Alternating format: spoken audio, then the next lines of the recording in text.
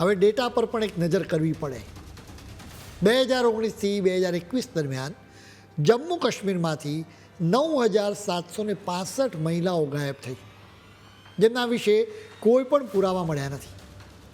26મી જુલાઈએ 2023ના દિવસે સરકારે સંસદમાં જાણકારી આપી.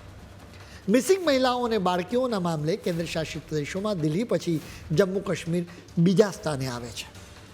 આમ તો મહિલાઓ અને બાળકીઓ ગાયબ થવાની સમસ્યા આખા દેશમાં ભયાનક સ્તરે છે.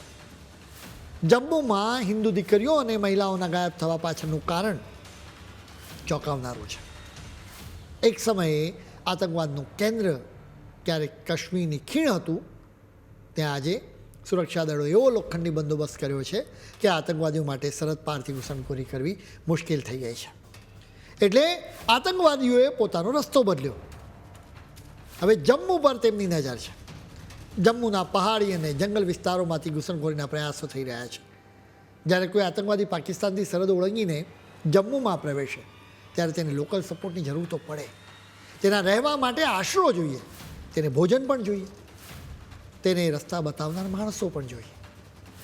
જમ્મુમાં વસતા હિન્દુઓને ત્યાંથી ભગાડવા અથવા તેમનું ધર્માંતરણ કરાવવું એ આ મોટા કાવતરાનો એક ભાગ છે. અને આ કામ માટે જેહાદીઓએ સૌથી સોફ્ટ ટાર્ગેટ પસંદ કર્યા છે. આ સોફ્ટ ટાર્ગેટ છે હિન્દુ દીકરીઓ.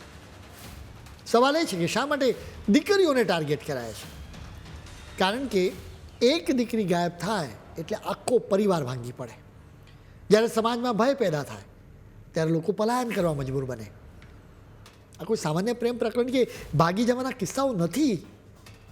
આ એક સુઆયોજિત ષડયંત્ર છે. પહેલાં સોશિયલ મીડિયા પર ઝાડ બિછાવવું, પછી બ્રેઇન વોશ કરવું, અને જો એમાં સફળતા ન મળે તો સીધું અપહરણ કરી લેવાનું.